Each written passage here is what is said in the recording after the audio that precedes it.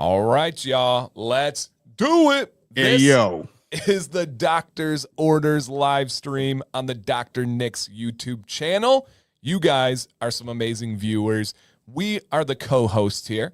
On your way in, as you guys take off your shoes or not, we don't really care. Brush them off, just whatever. It doesn't matter. And if you could, on your way in, see if you remember to hit the doorbell, which is the thumbs up. And if you want to invite some friends, hey, they're welcome. Just BYOB, bring your own beverage.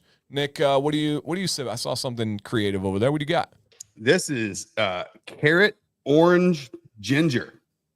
Carrot, orange, ginger. Oh, and when I say ginger, like, where is one? Look, there's like chunks of ginger in there. Like, okay. Big old chunks.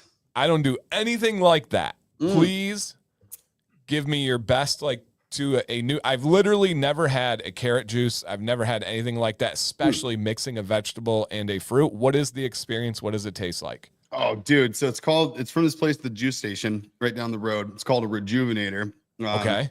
And it is fantastic. So, like, really, so I guess if you're going to go like top level notes here, obviously you got kind of citrusy, definitely citrusy, a little, and then you got the zestiness of the ginger. Really what you taste the most of is like the carrot juice is very much an undertone. Like it's a base note. And then you got the citrus and the ginger that you really come out as like the big prominent flavors.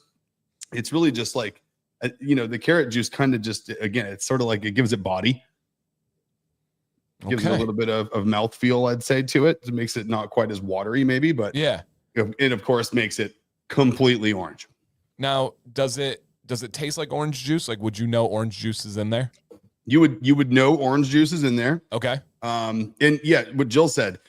So like how orange juice can be a little bitter, and ginger obviously is pretty bitter, right? Pretty sharp, I guess you'd say, sharp flavor. Carrot juice is almost like smooth and sweet.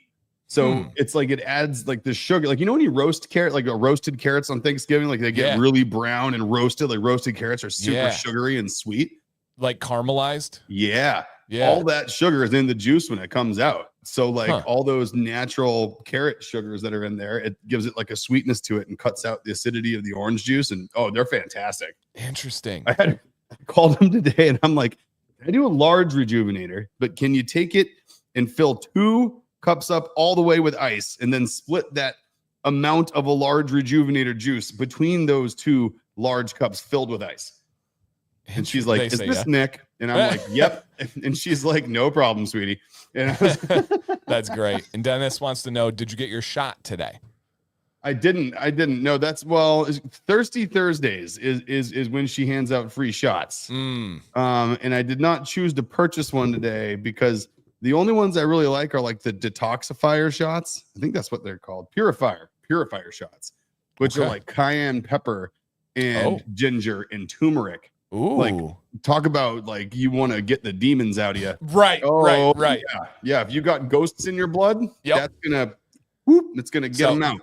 For me, it's cayenne and Mountain Dew. You put that combo, and I am a new man from head to toe. That's it. I like acetone and automatic transmission fluid myself. Works every time.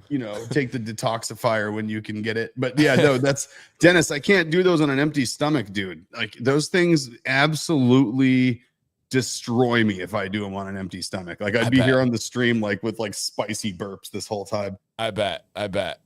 And then Jill says celery juice is not the same. And Abe, no. I don't know what celery juice is like. Is it salty? What's celery juice like? Yeah, celery juice is absolutely awful, but it is super good for you. Really? So like it's supposed to be like one of the best antioxidants in the entire world. Okay. It's supposed to be Jill, tell me what we both took it for. I think we both did like a cleanse where we were worried about something we ate, and Marianne at the juice station's like, well, here you go. And she like plops down these 2 gigantic mason jars of celery juice. And it's like super earthy, like that smell that like lettuce gets if it sits in your drawer in your fridge too long, yeah. and it's got like that brown lettuce in the bottom. Just a little musky-ish, Mm, like, yeah. yeah. So to me, that's like what fresh celery juice tastes like, is basically that smell in the bottom of a bag of lettuce. That's so So funny. no, not for me. I'll do it mixed with like they do one where they mix celery juice with like apples, and they blend up apple juice with the celery, and that hides Okay. it pretty well. So Corey and Hannah started eating sea moss gel. Hey, that stuff's supposed to be super good with all kinds of stuff. Any kind of moss is like, it's like a microgreen. They're super good for you. So I'm gonna sit that one out. I mean, a lot of people eat it in capsules, take it as like I could do that. Kind of thing. I could do that. I remember my 92 uncle minerals. when I was a kid got involved in some multi-level marketing scheme that was like selling like Dead Sea algae that was like blue or something. Yep. And it was like, like not neutral, not whatever, not, it was one of those though. Yeah. I won't say the names. I don't want it in the transcript, but it's Right. like it was one of those with the Nutra something, right? Yes. Or maybe Vita in the beginning. Right. And those are like one of those things where it's like, at first, I'm sure there was like a really good purpose to it, and the product might not actually be bad, but it's just like the rollout system just leaves you feeling icky. Fear the greed, man. Yeah. Like it's multi-level marketing is real. I was thinking of one that starts with herb is the one I was thinking of. And I don't want to offend anybody because their tendrils go everywhere. There's probably, I don't know. There's how many people in here guaranteed based on odds? There's like 4 of us that have sold something in a multi-marketing program. Right. And JB says, I don't do much of that stuff, but at Aldi, he'll grab a turmeric shot and chug it. I think it does something. Dude, if I can get turmeric rice, if I can get turmeric ingredients, for me, I'm a big believer in Mediterranean food and the anti-inflammation aspect of turmeric. I'm a big fan, and I just thankfully like the taste of it too. Hell yeah. I got chicken marinating in what I like to think is a damn near duplication of New York City Times Square halal cart chicken. You've mentioned this many times that you make that, and you are proud of it.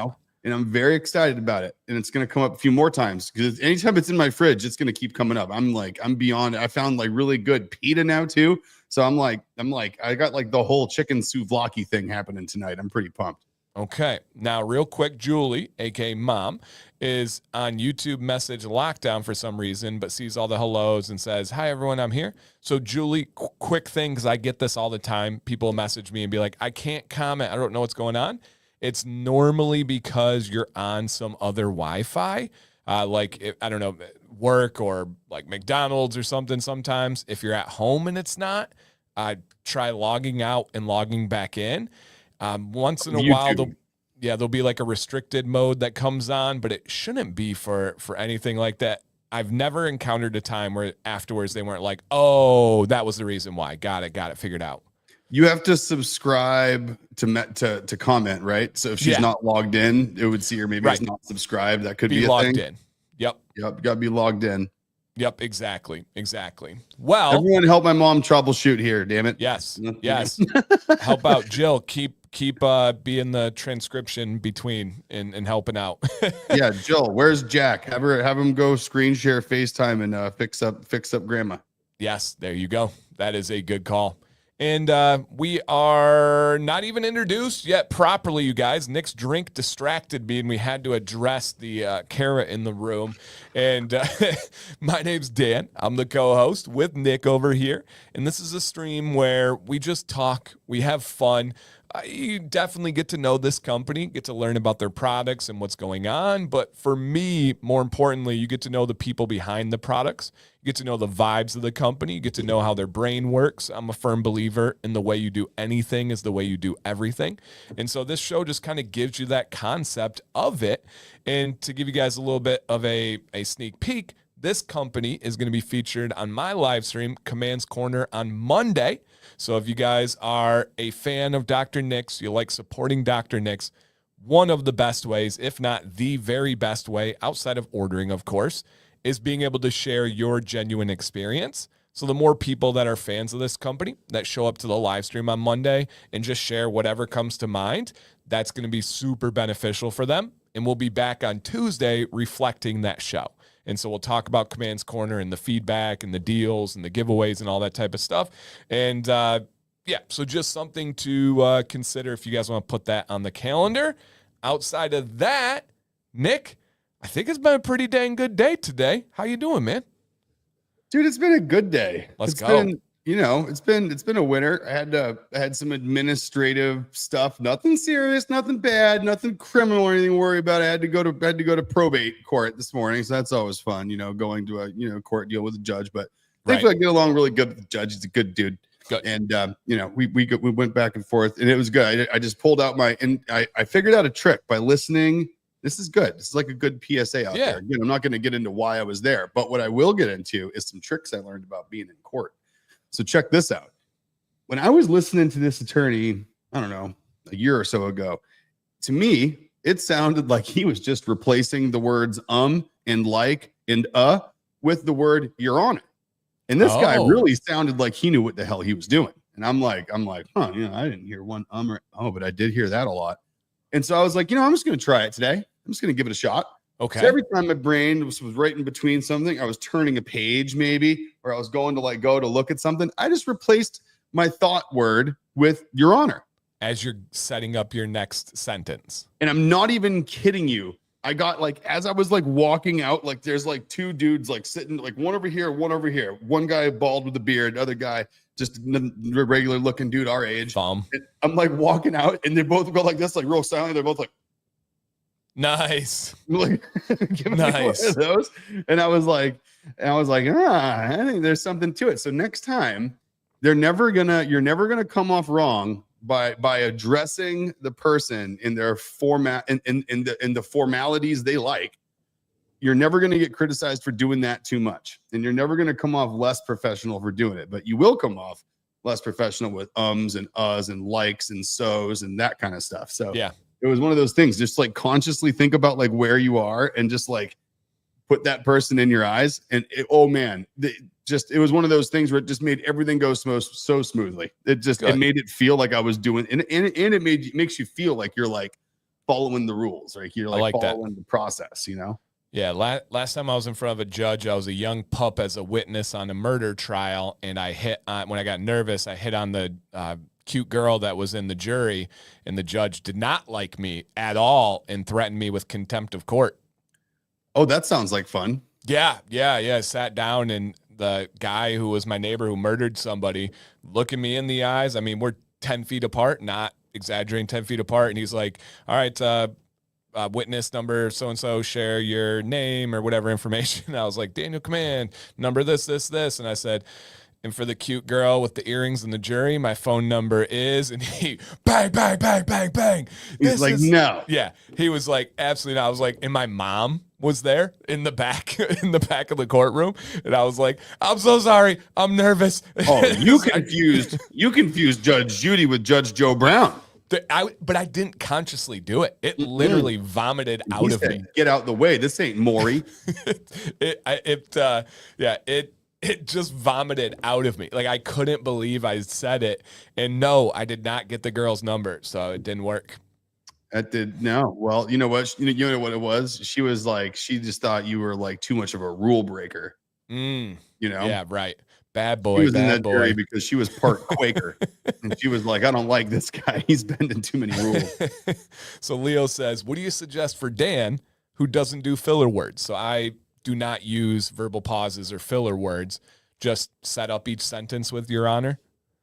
Oh, yeah, absolutely. Or if you're about to, let's say, if you are going to change topics quickly, for some reason, it's good to re-engage the people in general as you're changing topics. So if you say something like, and then Your Honor, right, and you throw and then you throw there, it's the normal, just formal decorum, but it's still alive and well in the court. It's like a call to action almost, where people can kind of drift off, and then you hear Your Honor, and you're like, oh yeah, okay, I'm back, and they got to hear the next thought. That's it.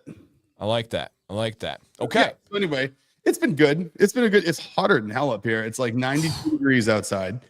Crazy. I got the heat lamps on behind me just to like everyone can get the vibe that I feel like taquito at 7-Eleven right now. Crazy. On like hour 6 of its 4-hour life.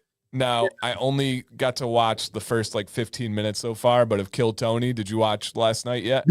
Dude, the AC. The AC and then the AC guy coming in and just so good. Amazing. Amazing. So good. Talking about just a great example of just of rolling with the punches and turning your surroundings into your content. Like that's just like, no, so good. So, I just finished the one bucket pull guy who talked about his sister and his dad died and stuff. That's right where I'm at. And already, and actually I connected last night's episode to the beard community, and I will explain. So if you guys don't know, Kill Tony is a comedy show, and they bring on guests.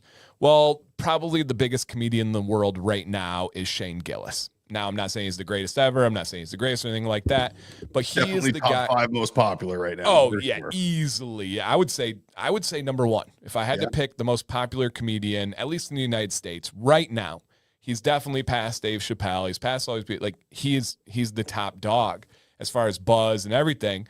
Well, he was kind of the guy that everybody related to. He was kind of underground, and in terms of scaling, right, which businesses want to do, I don't know anyone who's ever done it better. He's gone upstream so well. I was watching. I actually talked about this on stream last night, right? I had Fable on last night, and I just straight up addressed it. I said, do people give Fable heat? Do people give me heat for being an affiliate with them? I said, yes. I said, a big part of it is because they're doing well. I said, now, and I did say this on stream, I said, is part of it because of their marketing that I don't always agree with? I said, yeah. But I don't have to agree with everything. If I agreed with everything of everybody, I'd have no friends. And so I don't agree with some of that stuff that they do. However, that's okay. But with Shane Gillis, he is getting bigger and bigger and bigger. And you want to think in your head that he changed. You want to think there's like this natural human pull to be like, oh my gosh, he's so popular now. There's no way he's still good. Then you watch that episode and you're like, he's so popular because he's just good at what he does. And I have such a good contrast for it too. And I don't want to be a jerk about it, but it is a very, very obvious contrast. Look at the rise of Shane Gillis. Versus the rise of Bert Kreischer. Oh my gosh, I can't stand Bert because of that exact thing. Because of what he did. He did what Shane is not doing. And that's because what makes Shane, and this is what people sometimes don't realize, is that like what made him, like you said, he's like an everyman's man, right? He's relatable. He's like one of the guys, right? Sports bro. Yeah, he's just one of the bros. Like, no, dude, like, and he's just gonna always throw something down, right? And it's like, so I guess like for me, like his edge, like his shtick is that like genuine sort of, I don't want to say blue collar feel, right? He's got like that, like if you're sitting down and you're in an auto shop, like then like on the show tires, like you wouldn't think it's weird to be sitting there talking to him like in the waiting room, right? Right. And it's just like he's just a regular dude, and that's what makes him funny. Yes. And I think for once he's an example of someone who's realized that, and he doesn't want to dilute, like he doesn't want to take on things that aren't that, because that destroys his value of how he got to where he was and would take him right back down to nothing. So as always, the universe and Nick and everything. So again, on last night's stream, I didn't watch Kill Tony till like just minutes ago as I was getting ready for the show. It was just on the background, and it aired at the same time as my live stream. So I couldn't have seen any of this last night. On the stream last night, I kind of talk about all of that. And I talk about how it relates to companies and how it relates to growth and how it relates. Essentially, Fable was like, you need to do TikTok. There's so much opportunity on TikTok. And I just respectfully said, I don't know why, but I don't have a good gut feeling about it. And I don't like myself when I do TikTok. And I understand people are killing it. I understand there's big opportunities, but I said, but there's also value in my mental state, in my gut, and my gut has always been right. And it's like you said, like Shane probably has had big decisions in front of him that seemingly would have skyrocketed him or catapulted his career, that I guarantee he has turned down because he's like, that's just not me. I'm going to lose that everyday feel, that relatability, where Yeah. Bert has probably gobbled up every one of those opportunities, and it took away from any feel that he ever had.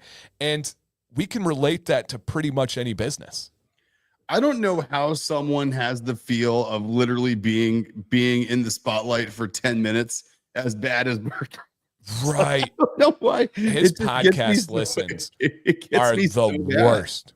The worst. You know, and I feel like, but here's the thing is that like, there's I think he's freaking hilarious. And I do too. And I think he's like one of those dudes where if he like, I don't know, if he kept, I feel like he took it as like a challenge almost to like, I don't know what it was. You know Take what I mean? everything on. He probably felt so desperate for opportunity for so long that when they started to come to him, he just had this gear of going forward where he's like, I can't say no.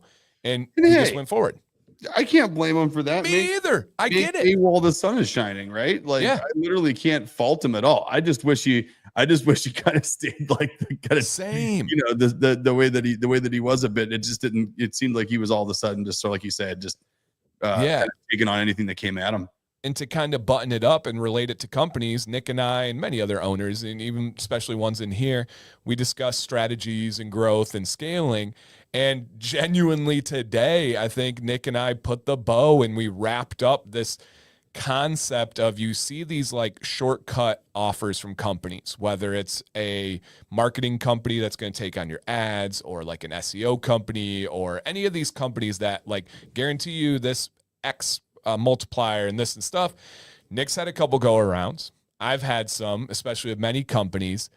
And any way we've sliced it, these shortcuts are not what they seem to be. Even if they present you numbers, there's ways to manipulate numbers and make things look.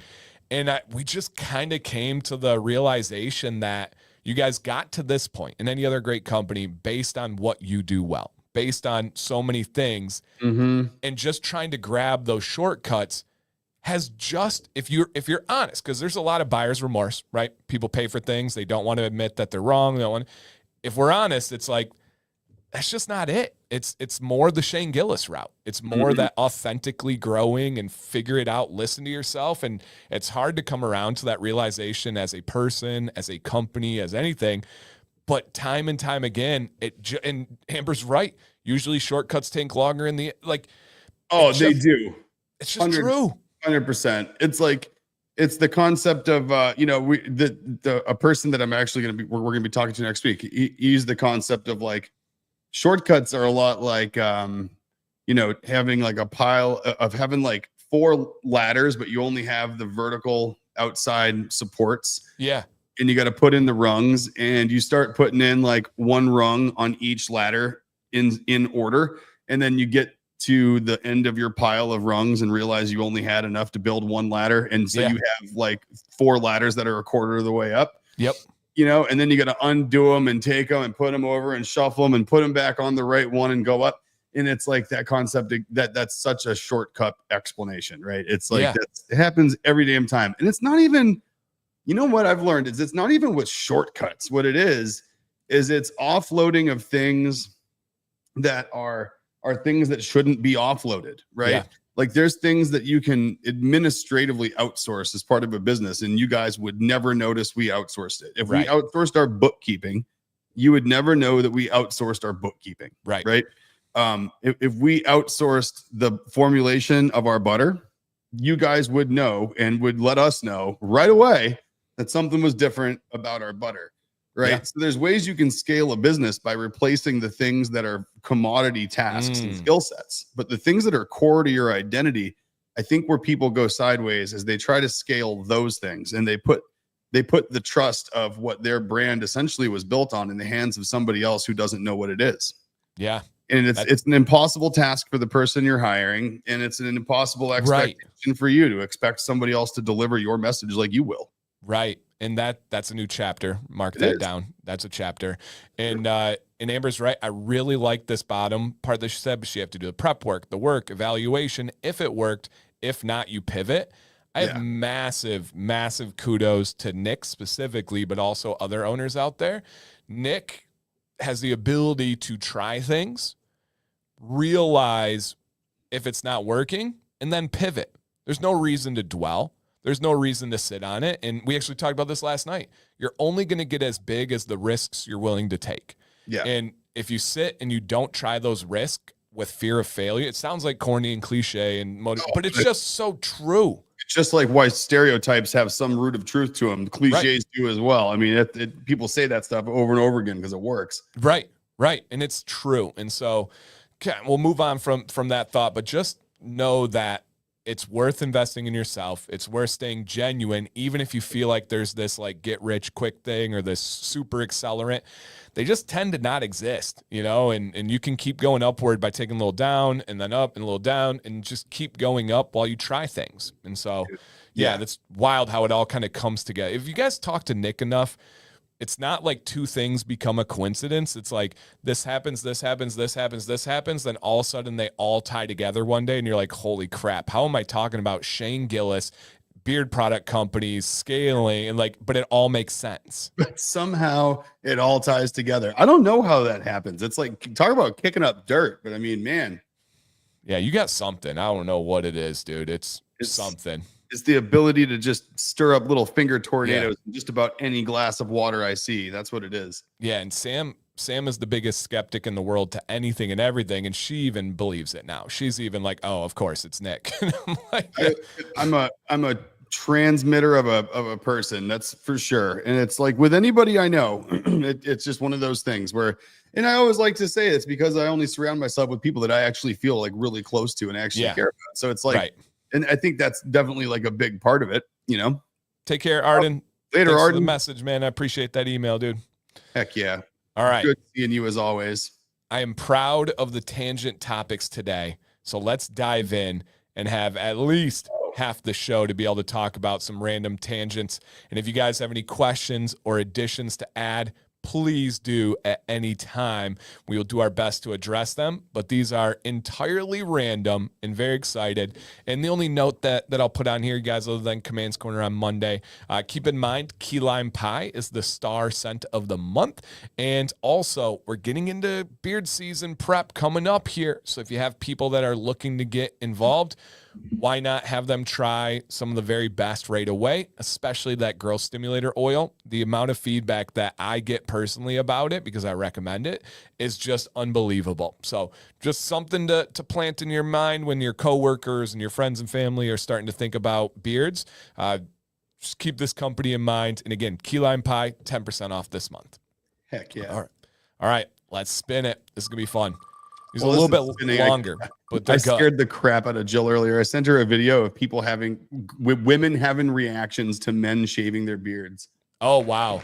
I gotta send it to you. It's hilarious. Okay. And I would love for everybody in the chat to please openly and honestly answer this one. The most overrated music artist you hate to admit that you like. But overrated, but still liked. Okay. So like overhyped. Yeah. So essentially that you cringe to be like, I like this person, and people be like, oh, so like obviously the popular example is what's the rock band that everybody hates on, but they're actually okay to listen to. Creed, Limp Bizkit. Creed. I thought Creed first, but then it was who's the Coldplay? What's that? Coldplay?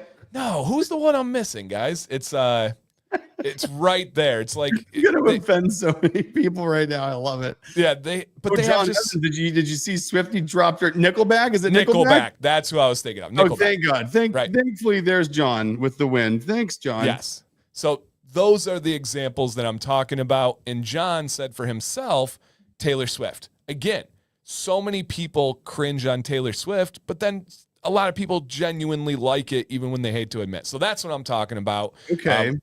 We've got IPC. Okay. Insane Clown Posse. That's Michigan right there.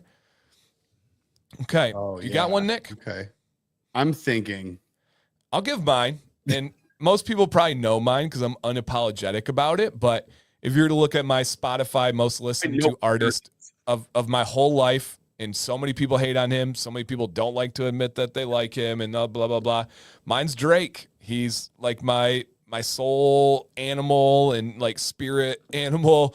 I don't know. If I'm having a rough day, I throw on some Drake talking crap about people hating him, and it just helps me. Like, it legitimately helps me. I go in the car, put the windows down, throw on some Drake, and I'm like, okay, there's someone else out there that understands my mindset.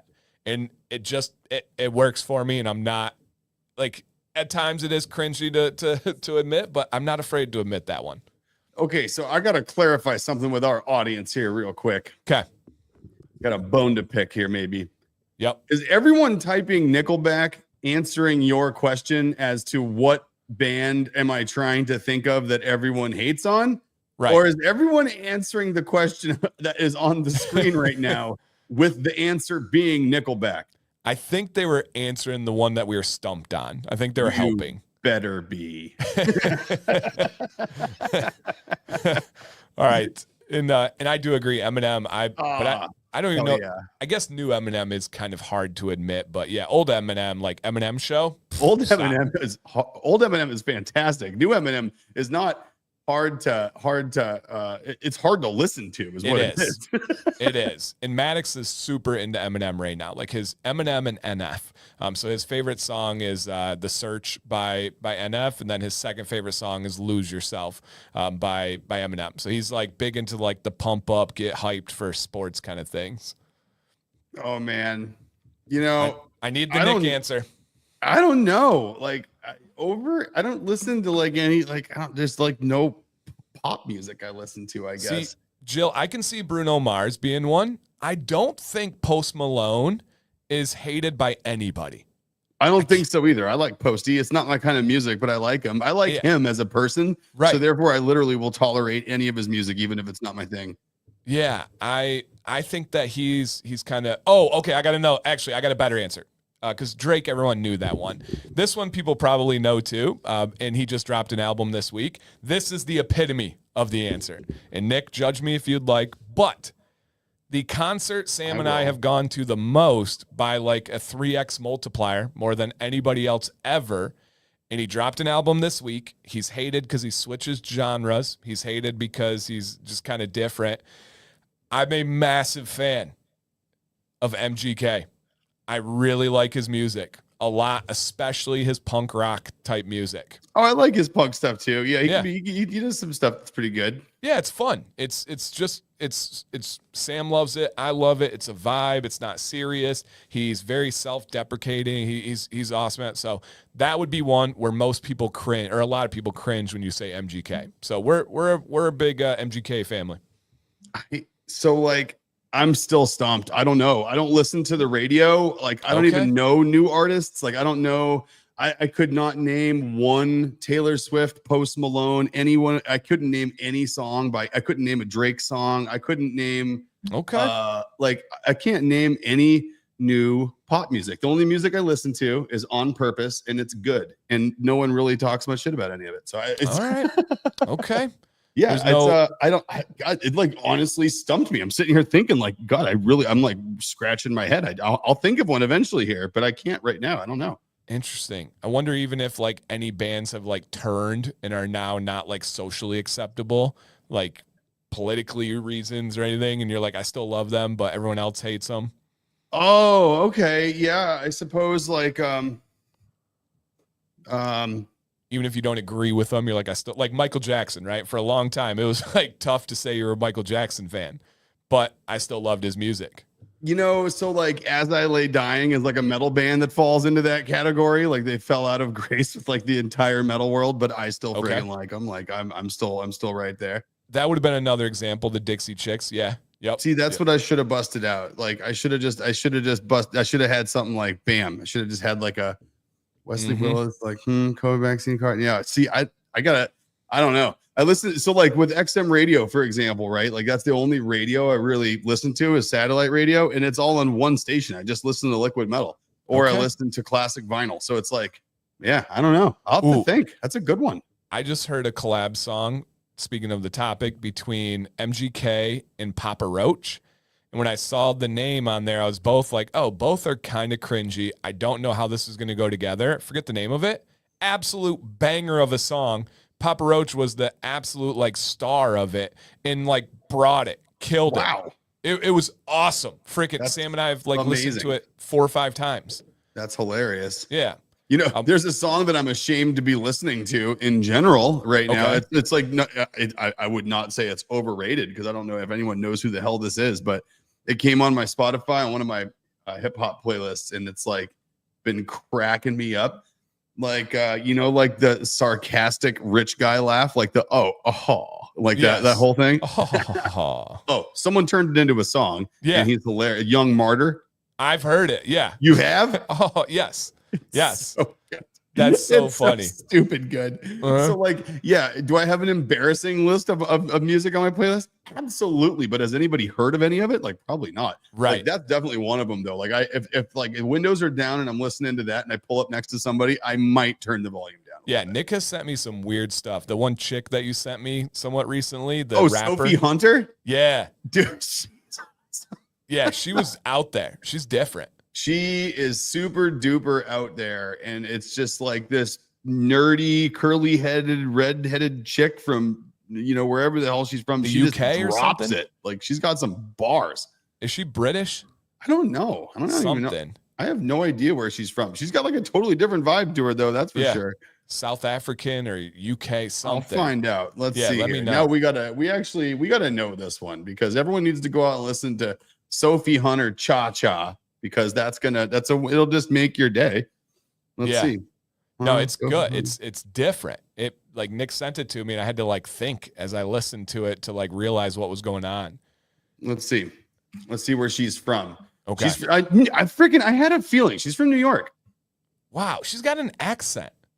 You know, she's like, she's very, very interesting. What's even funnier is like you listen to like, you listen to some of her like her YouTube shorts and just other crap she's got on Instagram. She's pretty funny. Okay. She needs to go and kill Tony. She'd do well. Right. What kind of music is on classic vinyl? Like, what are some examples? Oh, oh man, like everything. The Eagles to, you know, Jimi Hendrix to CCR to Rolling Stones and old Aerosmith and you know, all kinds of just, it's like, you know, I'd call it like there's some just like post-Vietnam rock kind of era. Okay.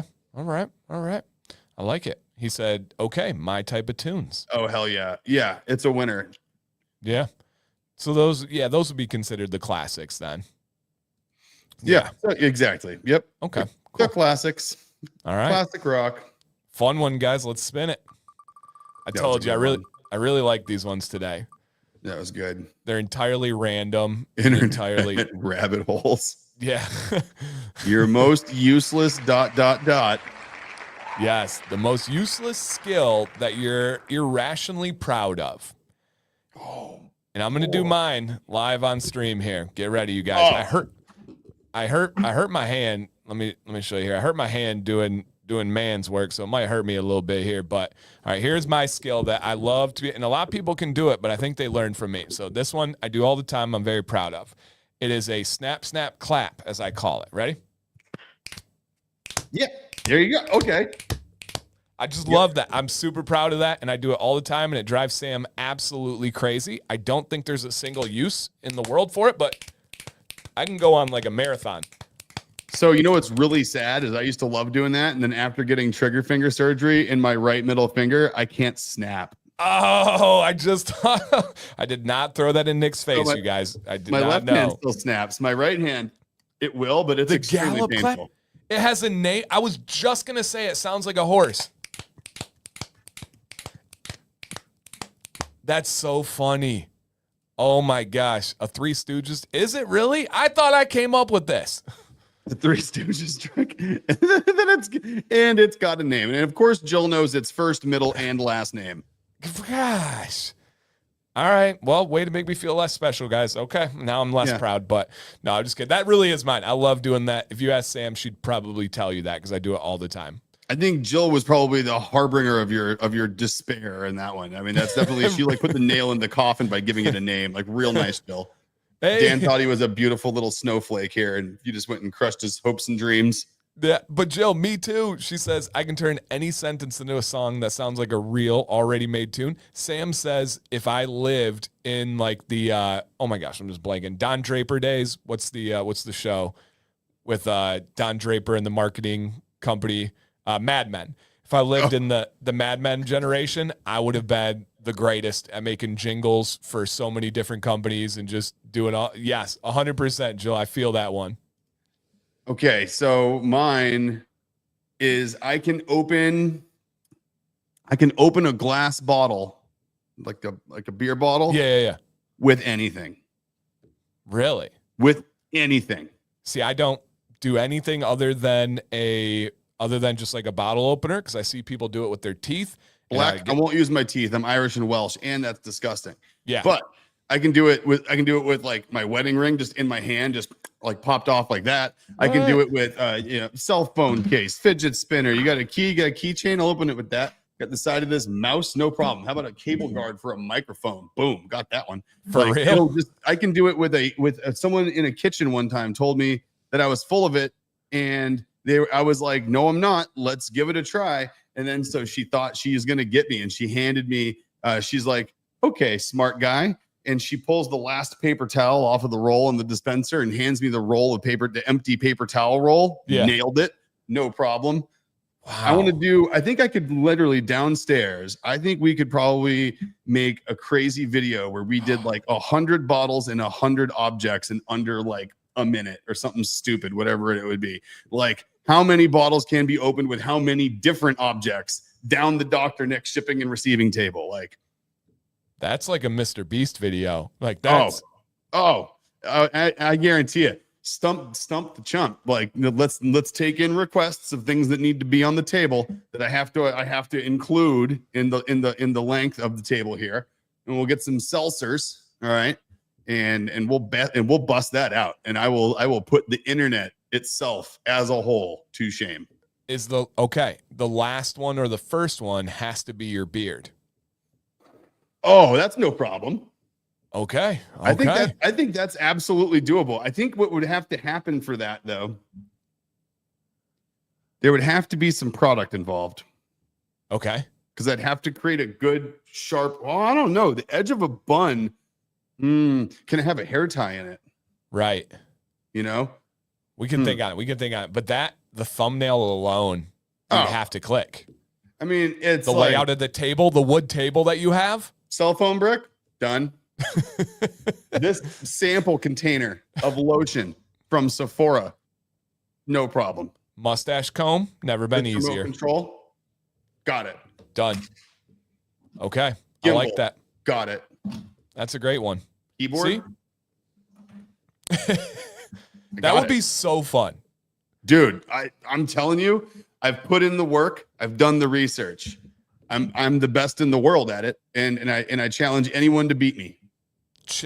Challenge Jack to set up a video. He's the producer. He needs to do pre-production. He needs to film, and then if he's up to it, post-production. Or we can take it from there. But get him to do that like real-world experience of setting up a video. Think about the table, the angles, and the order that matters to get the first hook in the first couple minutes and stuff. I think he could be up for it. Oh, dude, I think you could. I think that I mean, talk about some viral content there. Right. That's viral. Oh boy. Let's do it. Bearded man opens 100 seltzers with 100 different objects. 100 bottles with 100 things. Which one gives him the most trouble? Yeah. And like fast forward through all the easy ones, and then like stop at the ones I'm sitting there like struggling with real quick. Exactly. That would be so good. Okay. Let's make a list of objects. Let's get like, what is it? 60 objects in 60 seconds. Is that what I got to do? Yep. That would be amazing. Try to actually get. I wonder if there's a Guinness Book of World Records that exists for how many bottles can be opened with how many different objects in under a given amount of time. And if it isn't, you'll be the owner of it. Oh, I want it. Yep. I want it.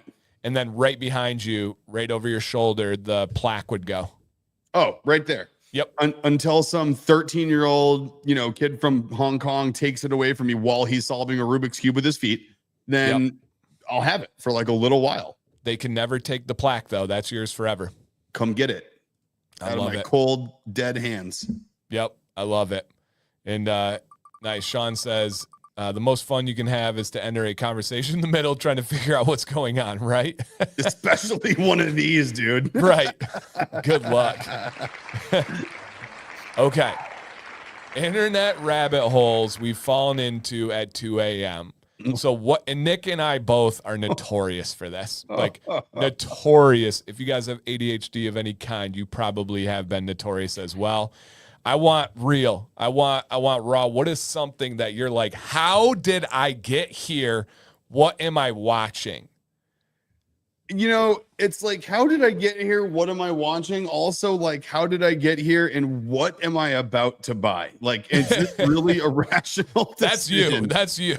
It's like, should I really? I never get there right now. I never think buy. I only buy what Sam makes me. So but you love your gadgets and stuff. Oh. Those go deep. Oh, those go really deep. And it's the process. It's the hunt. I could return the thing I buy the day after I buy it. It's the researching and the finding out what's the right one to get. That's the fun part. That's Sam and vacations. She doesn't actually have to go on the vacation, but she needs to plan them. There's a career path there. Right. I've told her there's these people called travel agents that get to do that all they want, Sam. You can get compensated for it. You can get compensated for that. You can monetize that interest. And stress me out less when you're talking about these $10,000 vacations all the time that I can't do. Like, yes. All right. I have mine. Okay, do yours. I don't think first. You got to think about this first. This isn't fair. No, you're right. I fully did. Yes. You always go first then. Yep. That's fair. And I know this isn't like the most obscure out there, and Sam will not watch them with me. It makes her uncomfortable, but I don't know why. I'm full-blown obsessed every night now, and I watch ridiculous Karen freak out in public compilations. I don't know why, but I'm obsessed with people losing their living minds and losing it in public and sounding so irrational, looking ridiculous. And my favorite ones are the ones where it doesn't turn out like they thought, like they were going to like turn a crowd on somebody, but it ends up being on them. They have to like apologize at the end. They'd be like, I'm sorry. Oh, or like they go crazy on people and they're the ones calling the police. Like, I'm going to call the police. And the person's like, good luck. The police come and arrest them. Yeah. I can't get enough. Yeah, Jason and me are I can't get enough of the Karen freak out compilations. It's every night right now. Hilarious. It's probably bad. That is really funny. And AI is just making more and more and more of them for you. Right. I'll take them. Bring them on. What percentage do you think of compilation videos that are posted by a monetized account do you think are backed by an actual human versus AI? So 2 weeks ago, YouTube put in a new algorithm and have 100% demonetized AI.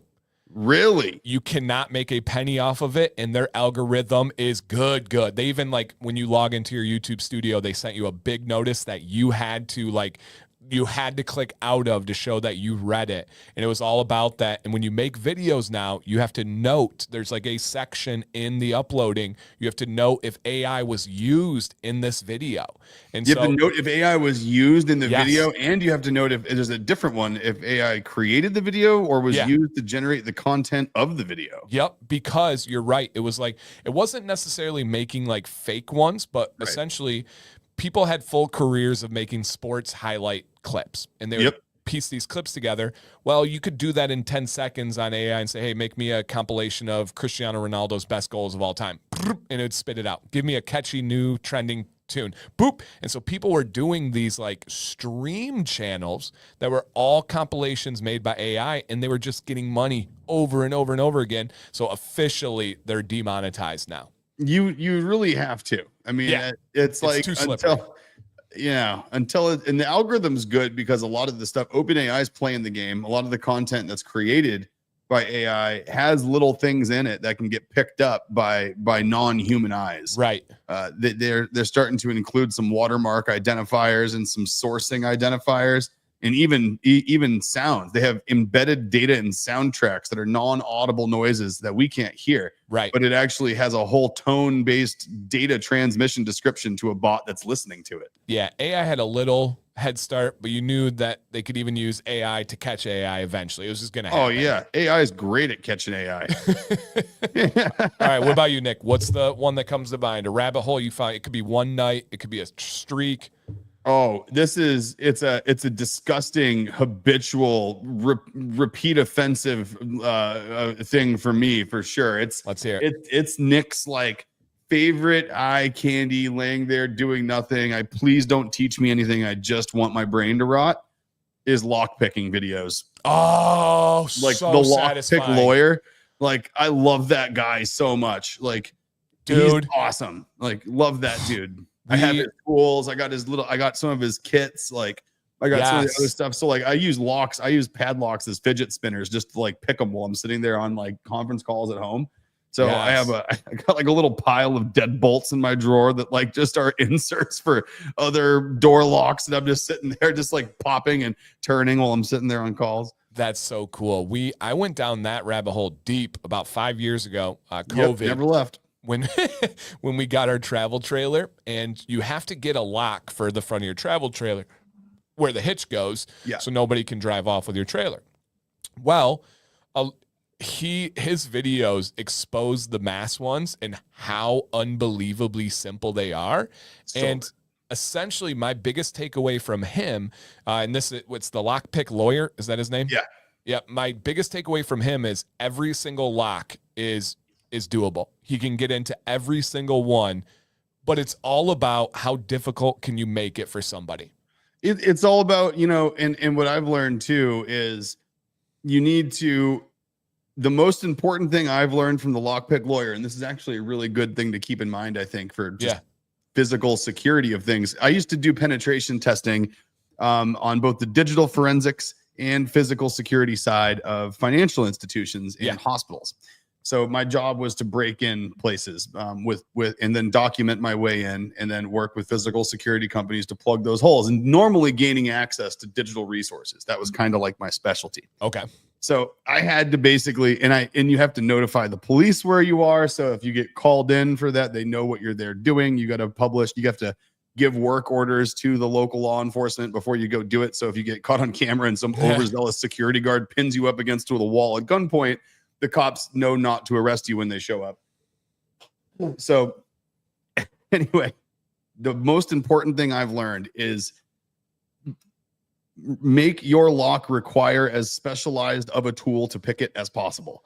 I like that. It doesn't matter how many pins you have. If all you take is a tensioner and a pick to get through a set of security pins, that's still only 2 tools, and it's up to the aptitude of the person using it. So if I'm counting on skill set not being good at that point, that's not good physical security. If I have to bet on the likelihood that someone's not going to have a bow tie tensioner with an indent on one side, indent key, right? That like a pocket key, then like you're like 1 out of a million lockpick kits don't even have those picks in them. So for me, like the most important thing you can do with locking, and what I gained after watching these from 5 years ago at 2 a.m. every single night while I'm falling asleep, is that make it require a special tool, because there's locks out there that I know how to pick that I couldn't pick if I came into contact with them, because I don't carry the tool that could pick them in my portable kit. Right. That makes sense. Like, do I have the skill set? Yes. Do I have that thing that like you don't carry anything else but that if you're going to pick that lock? No. That makes sense. Like, that's what you do. And Dennis, thanks for asking, man. One of the best trips ever with Sam. It was so peaceful, so calm. The only bummer is we essentially struck out on Petoskey stones, so I still owe Jill a really good Petoskey. We got like one decent, real small one, and then another one that's kind of faded. A lot of Charlevoix stones, but we struck out on the Tosky, so that was a bummer. That is a bummer, because that's like the treasure hunt part of your trip. And here's the double-edged sword with that, because you're so much like me that this is the mental struggle I go through, and I'm sure you're the same. Yeah. What makes them fun to find is that they're hard to find. Impossible. Yep. Right. So, Impossible. but then when you don't find one, you're upset that you didn't find one. 100%. Right. But those two things do not make sense in the same brain. Like, I know that, and you know that logically. Like, you can't think something's cool because it's made out of unobtainium and then be pissed that you can't find it, right? Because that's what makes it intrinsically cool. Right. So the fact that you didn't find one in your brain, logically speaking, should make it cooler. Yeah, it doesn't though. It doesn't. It never does. No, I've already ordered. So you have the bank, right? And you got to get it wet. Dude, I went and bought, so you said the spray weed thing. I just went and got a watering can. And so I just used this straight up old fashioned watering can. That sucked because I didn't bring a chair or anything. So I had to be hunched over the whole time doing that. And it just wasn't going to work. The key is in the water where it's all saturated. It's Lake Michigan, so it's crystal clear and beautiful. But there were waves, so you can't see these Petoskey patterns. So have you ever seen those little like glass circles that they use to put in water so you can just see through and it's clear? Yes. Like a glass bottom of a boat. I got one that has, it's not here yet, but it's extended and it's got like a big tube so I can stand up at normal and then just moving around and show. Ah, that's cool. Yeah. So I'm excited for that eventually, and that's the next step. So adapt and overcome. Adapt and overcome. There was thing that I saw someone using. Yeah. Oh, yeah. It is. That's what that was. Then it's like a white tube with a glass in it, and you can literally like put it down like this and look like a telescope underwater. And so it's not disrupted by the waves or any surface. Yeah. I saw someone doing that down at the water down in Duxbury, where people go clam digging out there. They must have been looking in the water for clams. I'm like, is that what the hell? That looks like an underwater didgeridoo. Exactly. So yes, that's my next step. Singing to the fishes. Yep. I'm like, someone's drunk. They put the end of their didgeridoo in the water. Oh, perfect. Somebody actually phoned in a YouTube comment and said, hey, do we have any update on Nick's roof and the insurance? Thursday between 10 and 12, USAA is meeting me out there with my roofing contractor who has 3 other roofs in the area that are right now being replaced because of storm damage from last year. And our adjuster that's coming out is coming out to our house at 10 o'clock from, he says, all morning of hail damage roof replacement approvals. Literally, the text message he sent me said, I'll give you an exact time when I'm on the way, but I have so many hail damage roof approvals to issue this week that I might be a little late. Yes. And I'm like, oh, okay. Yeah, right. And these people are all within my zip code. So I mean, like if they're replacing roofs from hail in my zip code, then unless my Phelps luck really comes out to shine on this one, then I should be all approved for the damage that is needing to make it replaced actually being covered because it was probably from the storms last year. Let's go. Yeah. So hey, good news so far. Now I don't want to jinx it, but looking good. Yes. And the person who asked is a replay listener, so they'll catch it. Leave a comment. Thank you for asking. The comment was on the last video. Beautiful. Nick, full circle as always here. My buddy Sean says, are Charlevoix stones similar to Petoskey's? Here's where it comes full circle. So Petoskey's on the right. That's the ones that are looking for. That's in my tattoo. Charlevoix's on the left. Equally as beautiful. They're both ancient coral. They're amazing. The only reason I like and I was less excited about Charlevoix stones because they're more common and easier to find. It just dawned on me why I was like, we got a bunch of Charlevoix stones. Like they're beautiful. They're not gorgeous. As cool though because they're hard to find. And if you would have gone and found the Petoskey stone, that would have meant that those aren't that hard to find because you went there and one day found one. Right. You might need to go certain times and not find one because it's going to make you more excited when you do. Right. And I've done all the research. Spring is the best time because of after winter, the start of spring after winter, and the ice will shuffle things around and bring up new rocks that weren't there before. There's storms that can brew it. So yeah, I went deep on that research. All right. Well, let me see. What was the last one we have? Are we going to get all the way through it? Yeah, well, we're at the time here, but okay, yeah, that's what it was. So the last one was kind of similar. We might have a chance, but essentially is get out of here. So the last one was random obsessions that people start to gain in their 30s and 40s or later. So Lawn care, yeah, I was gonna say lawn care, coffee, traffic, the inner workings of directions, the best way to get somewhere. I mean, mine is soap and body wash. I'm utterly obsessed with good soap and body. Like, it makes me happy. Yeah. It makes me happy to have good soap and body. Like, my kids stayed at my parents'. They didn't use good stuff. And they came home. I was so happy. This is genuine. I gave Violet a bath. I was so happy to use Dr. Nick's shampoo, conditioner, and body wash on her because after a week of using the store crap. And it made me happy. It makes it's such a difference too. Yep. It is. It's crazy, especially between like store-bought stuff and like natural stuff. Violet's Association, we use peppermint rosemary, is they smell like the mint Oreos to her. Oh. Well, I guess her take on sense. it. Yeah, that's her take on it. She goes, the green Oreos. Girl's a trip. Dang, man. I have them all. He says, yes. Yeah.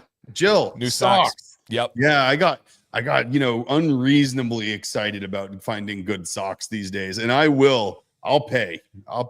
It's not good.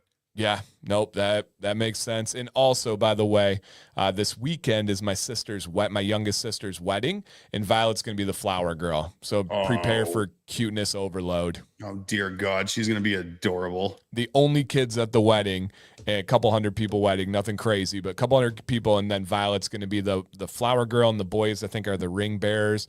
And then the reception, and then dancing and stuff. And who is this? This is your sister? My youngest sister, yep. Awesome. Yep. Very so cool. Northern Michigan, just a weekend trip and going up and rehearsal dinner, wedding, all that jazz.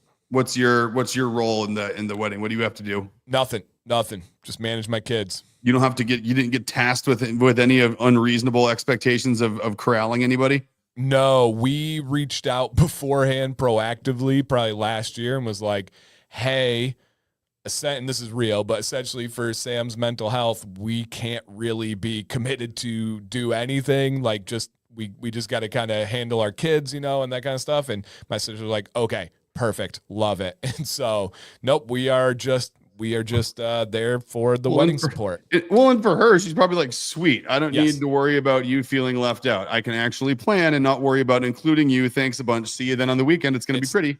Not about me. And her fiance, his side of the bridal party is twice as much as her side. So there were no other men needed. And so there's two guys for every girl walking out the bridal party. And so it's like, yeah, he's good. Wow. He's good. And that's awesome. Yep, that's about it. So hopefully it'll be fun, beautiful, all that stuff. It's outside. Whoo, and it's hot. Let's hope it cools off a little bit. Yeah, I'm hoping. So let's hope it cools off a little bit. Risky. And these pop-up thunderstorms have been insane here lately. Everywhere. So, right. All right, guys. Again, quick reminder, Command's Corner, Dr. Nick's fans always show out strong. Don't need you to exaggerate or say anything you don't believe or haven't experienced. But if you want to come share your thoughts, there's probably going to be some new people that haven't tried Dr. Nick's. And they shouldn't hear it from me. They shouldn't hear it from Nick. They should hear it from you guys. And that's the best way possible. But other than that, we'll be back on Tuesday, 1 p.m. next week. Nick, final words as always for our friends. Oh man, Sean, Garrity, let's come up here and let's take drift racing lessons together. Let's go. Ooh. Like I want to. That's the one driving style that I am not proficient in is drift racing. So let's do it. That sounds like fun. Sean's cool too. Yeah. But no, it's hotter than hell. Just do something that gets you in the water, or go do something to cool off. Just don't just sit in the AC and dry yourself out. It's not good for your beard. It's true. So get out in the sun, which isn't good for your beard either, really, but at least makes you feel better. Give and take. A little vitamin D is good for it. Yeah, it's great. Everything in moderation, right? Yeah. All right. All right, guys. Stay amazing. Have a great